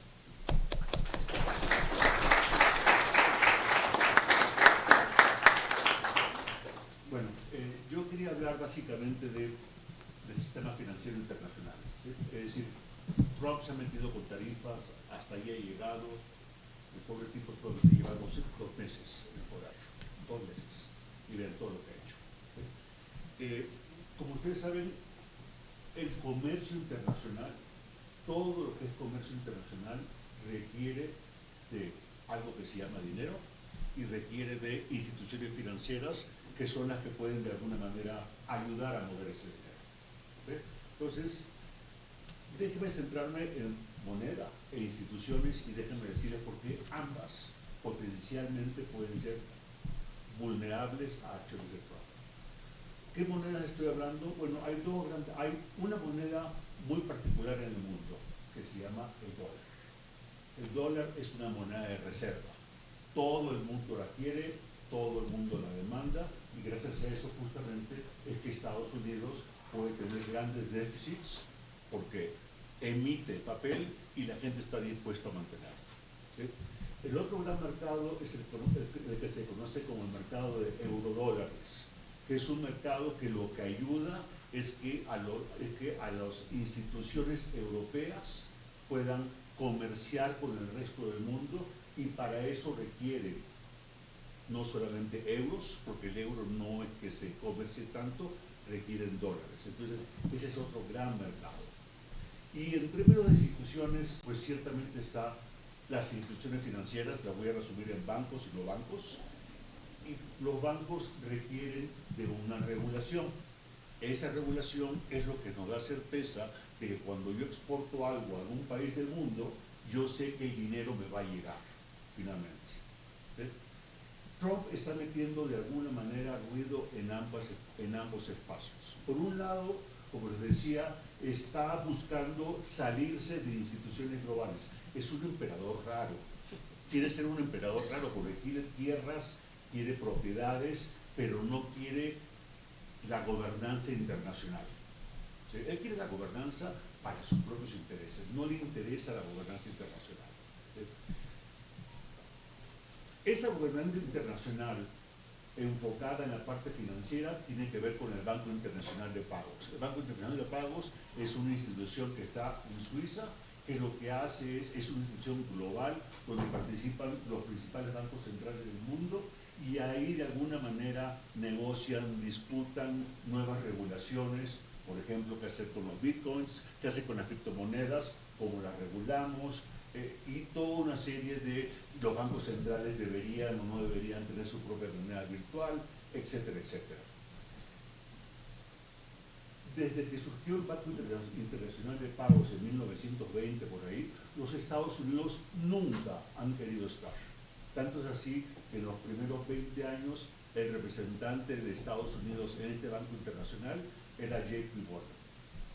Era el dueño de un banco, no era un presidente, no era un secretario. ¿Sí? Nunca ha habido un presidente norteamericano, un presidente del BIS que sea de Estados Unidos. Y es curioso, Estados Unidos es la sede de los grandes organismos, de las grandes instituciones privadas financieras, ¿no? Se está queriendo salir. Salirse quiere decir, no es que ya no quiero resolución, es que ya no quiero pagar. Punto. ¿Sí? ¿Qué implica salirse? Implica salirse quiere decir que no necesariamente tiene por qué hacerle caso, que la regulación norteamericana no tiene que apegarse a la regulación internacional. Para todo lo que sea provisiones, para todo lo que sea el buen manejo de los bancos. Y la pregunta ahí es, si Estados Unidos se sale, ¿por qué otros países tendrían que seguir a las normas que plantea el BIS? Entonces, eso puede generar vulnerabilidades en el sistema financiero y puede al mismo tiempo trastocar un poco el comercio. No solamente se está saliendo el BIS tiene dos grandes comités muy importantes. Uno se conoce como el Comité Basilea, que ahí donde se fija es cuánto capital tiene que poseer cada banco. ¿Sí? Es una norma internacional. Y la otra es un Comité de Estabilidad Financiera. ¿Sí? Y ese Comité de Estabilidad Financiera en la actualidad juega un rol muy importante. Porque cuando hablamos de cambio climático, el cambio climático ciertamente puede debilitar fuertemente al sistema financiero internacional, simplemente en la medida que el cambio climático puede hacer que deudores que antes eran seguros ya no puedan pagar sus deudas. Entonces, justamente ese comité lo que está buscando es qué medidas tomar para de alguna manera evitar ese contagio del cambio climático al sistema financiero. Y obviamente las medidas a tomar en parte iban a tener que atender las causas del cambio climático. En Estados Unidos muchos sectores no creen en el cambio climático, así que es consistente con querer salirse de él. Lo segundo tiene que ver con el hecho de que Trump muy recientemente ha dicho que el gobierno norteamericano va a comenzar a comprar criptomonedas. ¿Sí? No sé si ustedes saben, pero hay un número máximo. ¿Sí? Y quiere comenzar a comprar porque le preocupa que la criptomoneda pueda comenzar a tener hasta ahora un dinero que realmente no es dinero porque solo sirve para especular, pero difícilmente uno puede comprar. Pero Trump lo que está preocupado es que si por acto de magia las criptomonedas comienzan a tener un mayor uso en el mundo, él quiere tener una posición importante para de alguna manera influir en ese mercado. Y uno dice, no, pues está bien, es razonable. El único problema es que esa posición, si algo hace, es justamente debilita el valor del dólar como moneda de reserva. Trump nos está diciendo, el dólar va a perder valor y por eso me estoy yendo a apostar con criptomonedas. ¿Eso qué implica en términos económicos? Perdón que lo diga, porque no siempre todos son economistas, que el valor del dólar va a comenzar a caer. ¿Sí? El dólar vale mucho, exageradamente mucho, justamente porque todo el mundo lo quiere demandar. Pero en la medida que va perdiendo valor, es como que si el dólar se estuviese devaluando. Y eso, por cierto, apunta a favor de Trump. Porque si se devalúa la moneda, pues en principio lo que tiende a pasar es que las importaciones se comienzan a encarecer para los norteamericanos. Y eso ayuda, por cierto, a la industrialización. ¿Sí? Entonces, ¿cuál es el problema acá con Trump, con todo lo que está haciendo y con todos los guiños que está avanzando, que era con lo que yo empecé? Trump dice algunas cosas y después lanza al aire. hablábamos de territorios. Yo creo que no deberíamos tomar a la ligera la cuestión de que el Golfo de México ahora tiene una parte que se llama Golfo de América. No es simplemente un problema de un nombre de aguas. Es una primera entrada a decir, una parte del mar, de ese mar, va a ser mío. ¿Y qué implica? No sé qué implicará con tierras, pero es todo un tema por delante. Pero, solamente para terminar, por eso decía, entonces, lo que está haciendo Trump en términos financieros sí puede comenzar a tener impactos globales en la medida que debilite el sistema financiero, lo vuelva más vulnerable a cambios climáticos y al mismo tiempo que nos esté diciendo y que le diga a todo el mundo que la moneda de reserva pierde valor. Eso, por cierto, al mismo tiempo también lo afecta a Estados Unidos. Es decir, las cosas no son necesariamente lineales, ¿no? Es como hablamos muchas veces entre chiste, los colegas de economía, que decimos on the one hand and on the other. O sea, no es fácil discernir cuando una cosa es claramente buena y claramente mala. ¿Sí? Pero Trump empuja todas sus premitas a tener mayor poder en territorio y en el aire. ¿Sí? Acuérdense que Moss puede definir quién gana la guerra en Ucrania. Tan fácil como apagar sus satélites. Y eso no es de Estados Unidos. Es un individuo que es muy poderoso. Y eso también es algo nuevo que nunca habíamos vivido, creo yo. Que a nivel mundial pudieran haber 5 o 6 tipos que no tienen poder político, no fueron electos por nadie y que puedan realmente trastocar el mundo. Muchas gracias. Y ahora sí.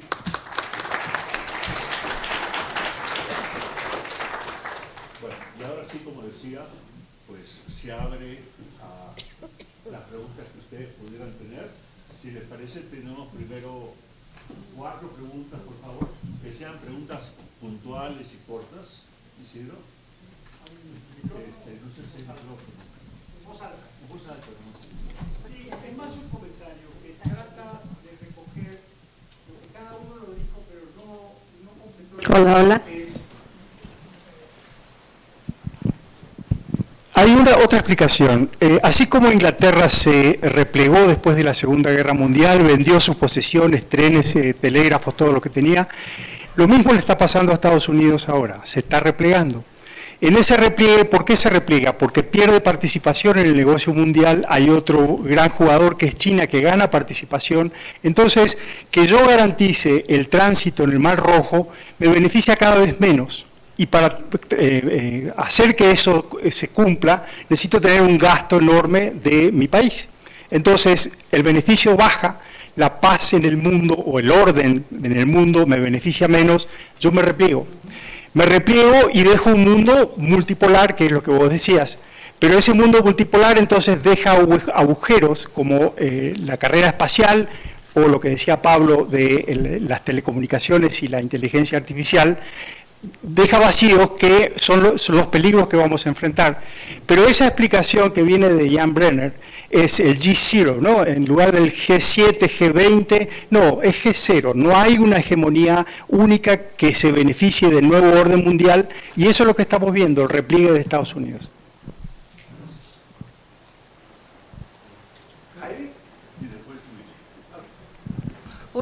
Me encantó, muchas gracias por la presentación. Solamente para recuperar para los alumnos, qué bonitas son las ciencias sociales, porque cada uno de ellos se trataron del mismo tema, pero de distintas formas. Y voy a preguntar a los académicos por qué el neo, y por qué usan el neo, y cómo se aplica en el neo. Porque escuchamos mucho neo, pero no sé qué significa para cada quien. Entonces, aquí presentamos negocios, el punto de análisis era negocios y cómo se van a invertir. Aquí se presentó casos de políticas, cuándo son las elecciones, cuáles son los grupos de intereses, cómo se entienden esos grupos de intereses a través de sus estados y a través entre estados. Aquí mercados financieros, mercados de estado y esta interacción en el estado y el mercado y cómo ellos se van a interactuar y cambiar sus formas, ¿no?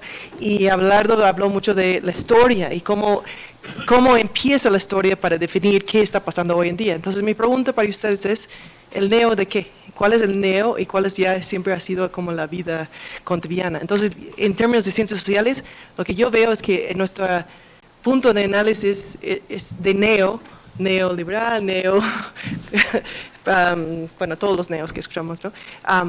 Donde el punto de referencia, donde empieza, ¿no? O sea, el bis, o dónde empieza Romanos, dónde empieza este punto de análisis.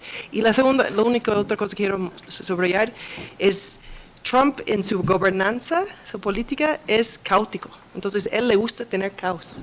Y eso también influye esa instabilidad de los mercados y instabilidad política, instabilidad de los negocios y también de relaciones internacionales. Por eso también se mantiene ese caos para que nos enteramos, y eso también es bonito de las ciencias sociales porque vamos a estar pensando y muy atentos. Pero ¿hasta qué punto vamos a cansar de él? Gracias.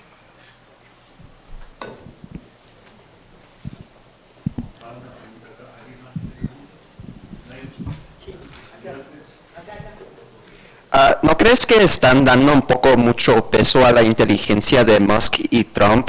Como su secretaria de prensa, como fue insultada cuando alguien le corrigió de cómo tarifas funcionaban, y aún Trump está repitiendo la mentira de cómo tarifas funcionan.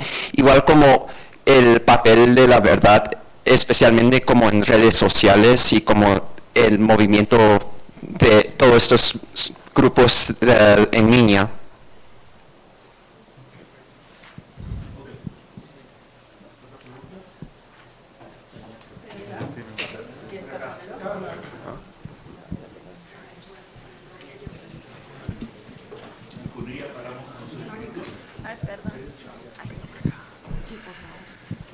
Yo quería preguntar, o sea, aquí hablaron y preguntamos quién estaban de acuerdo con lo que había hecho México hacia Estados Unidos y las posturas que habíamos tenido. Yo quería preguntarle sobre todo a Aribel, que fue la que habló de eso, ¿qué sugerirías que hubiera hecho México? O sea, realmente es muy complicado negociar con Trump. O sea, entonces, ¿qué es lo que tú hubieras preferido, qué es lo que tú hubieras pensado que habría estado bien que México hiciera?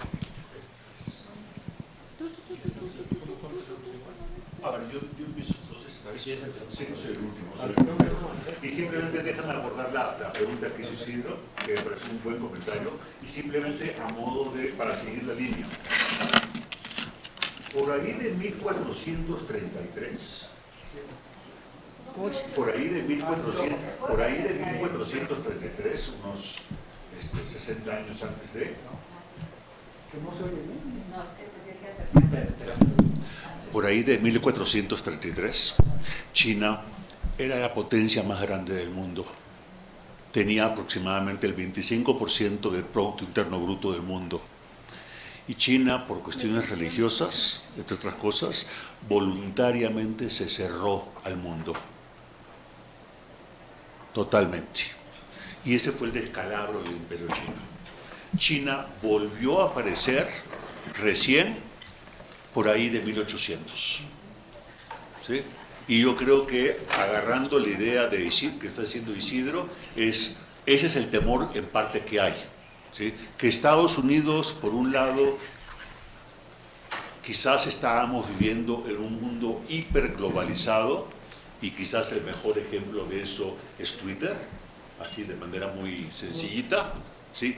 Y si algo quiere Trump ahorita hacer, es no, parecería que me quiero comenzar a cerrar. Y Musk es todo lo contrario. ¿Sí? Ahí pueden ver un pequeño ejemplo de las contradicciones que hay internamente. ¿Sí? Por otro lado, piensen también en términos, ya para termino, Estados Unidos es el líder mundial hace 100 años, nada más, 1914 por ahí. Antes no lo era, ya pasaron 100 años. Y mucha gente ya comienza a pasar a decir que ya terminó el milenio norteamericano. ¿Y qué se viene? El resurgimiento asiático. Esos son los cambios que estamos viviendo. El gran problema es que no son cambios suaves y tiene muchísimas consecuencias en lo económico, en lo político, ¿sí? y en lo social. Y el problema es que no sabemos por dónde va la cosa.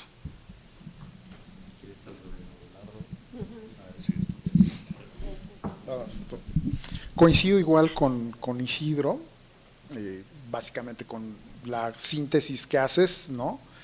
Se generan estos polos con sus propias dinámicas y sí se generan muchos huecos.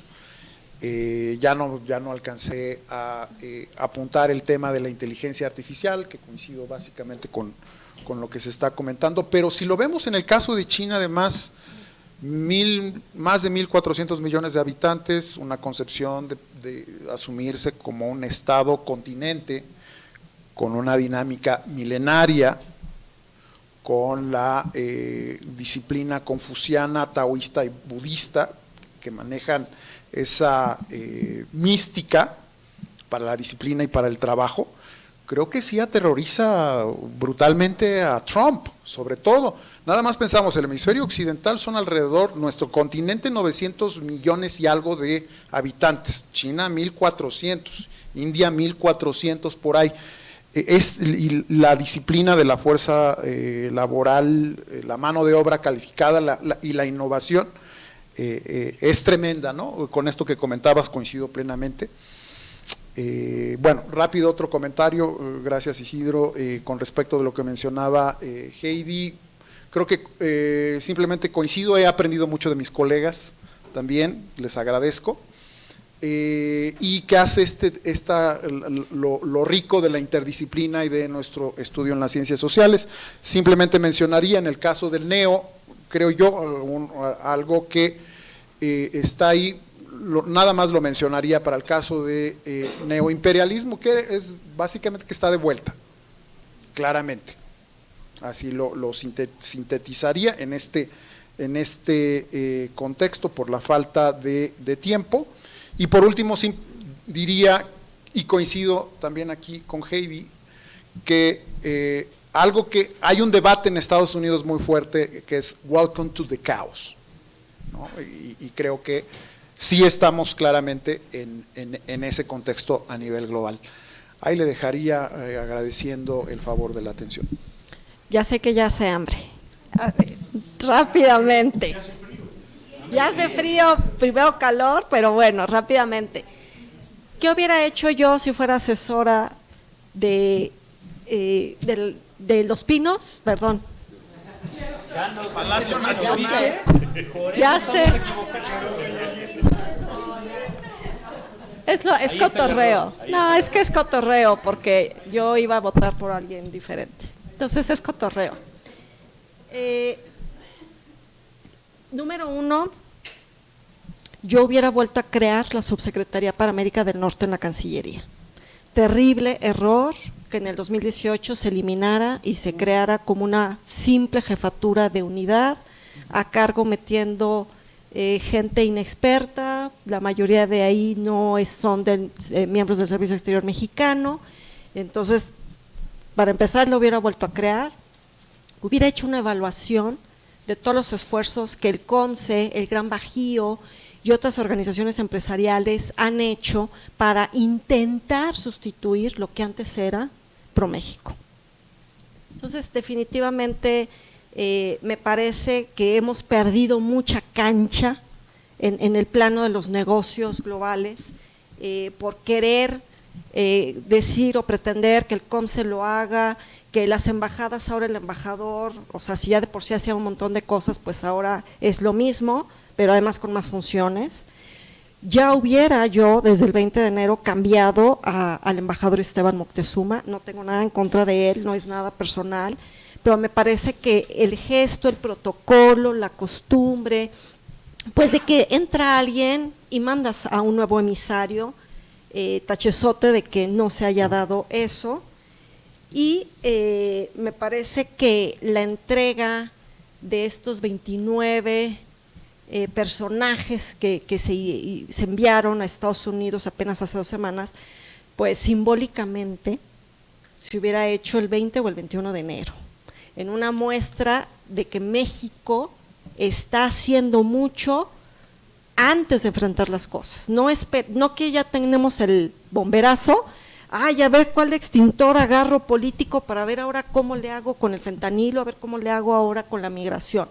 Eso es lo que yo considero que se hubiera hecho, pero me queda muy claro que pues yo no estoy ahí, me queda muy claro que no me escuchan, me queda muy claro que pues sí me escuchan, pero por eso es que luego no les caigo también allá a mis amigos de Cancillería, y me queda muy claro que al final del camino las cosas no van a cambiar, porque esto es como, ellos lo dicen, el segundo piso de lo mismo. Entonces, mientras sigas haciendo lo mismo, vas a tener los mismos resultados. Entonces, espero haber sido clara. Bueno, yo cierro también. Primero agradecerles a los colegas de la mesa, Ari, Pablo, Abelardo, y a todos ustedes por su paciencia y su tiempo aquí con nosotros. Agradecerles también sus preguntas. Da para otra mesa, Ari, pero bueno, porque ya te metiste con otros temas. Da para otra mesa. Yo prefiero siempre que no me traten como a Zelensky o al propio Justin Trudeau, yo en lo particular. Y creo que sí tiene que ver con un tema de bueno, el propio Trump lo dijo, tomé esta decisión, no sé si será cierto, no, discursivamente dijo, tomé esta decisión porque me mostraron con cifras que bajo el fentanilo, que se decomisaron 7,300 armas, 14,000 eso dijo, no lo sé, pero bueno. Y finalmente yo diría, creo que sí hay muchas enseñanzas aquí que son importantes. Sí, fortalecer de manera urgente el mercado interno no alcanza, pero es un paso fundamental. Fortalecer precisamente también la mirada sobre la política y fortalecer también en lo político, en lo comercial, en lo financiero, en lo académico, en lo científico y en otras esferas, la mirada hacia América Latina, hacia África, hacia Asia, Medio Oriente, que de verdad tendríamos que estarnos planteando diversificar, no nada más en términos económicos, sino también en términos de relaciones, en términos financieros y hasta en términos políticos. Lo mencionaba de paso Pablo, pero me parece fundamental, y lo mencionaba Abelardo y también Ari. A ver, posiblemente es el fin de una época de liderazgo de Estados Unidos en el mundo y el fin del milenio norteamericano, el fin del liderazgo de Estados Unidos. Les doy un dato interesante. El modelo de organización política que conocemos vinculado al presidencialismo fue inventado en Estados Unidos, no existía. Es decir, estamos hablando entonces de una crisis no nada más económica, sino incluso hasta ideológica, porque todos los preceptos que tenemos de avance democrático, indicadores democráticos, las lecturas de Robert Dahl, están vinculadas ahí. Si vienen otros derroteros y si vienen otras formas de organización política, acuérdense que además la democracia no es la única forma de gobierno en el mundo, de hecho es la minoritaria. Hay otras formas de gobierno que están ahí presentes. Toquemos que el vecino de al lado se nos vaya a convertir en una autocracia, una cosa por el estilo, pero tenemos que estar muy pendientes precisamente por eso, porque al venir todos estos reacomodos, se reacomoda la economía, se reacomodan las formas de organización política, los mecanismos de representación, los mercados, los espacios financieros. Y a propósito de lo que decía Jaime, pues sí, en una época de caos, bueno, pues evidentemente, o en un momento, o en un discurso de caos, muchas cosas pueden ocurrir. Muchísimas gracias, que estén muy bien.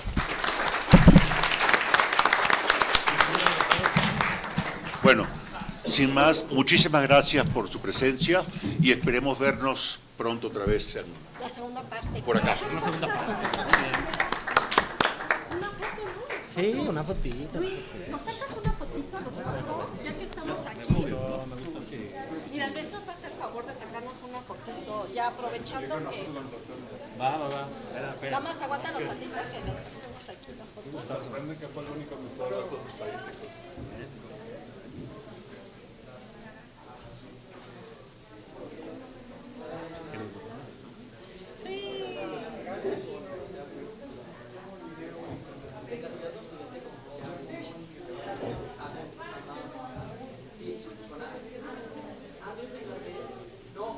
Hay unos cerritos para quitarnos las arrugas. Ese es el profesional. Ese ya es imposible, querido. Como salgas ahí. Gracias. Muchísimas gracias. Muchas gracias.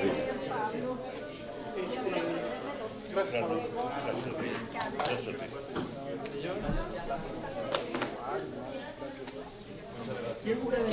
conversatorio no precisamente que es una fuerza número. Voy. Sí, no, está perfecto. Una entrevista de 30 segundos, es que tenemos un blog de economía. Entonces, ¿Con quién?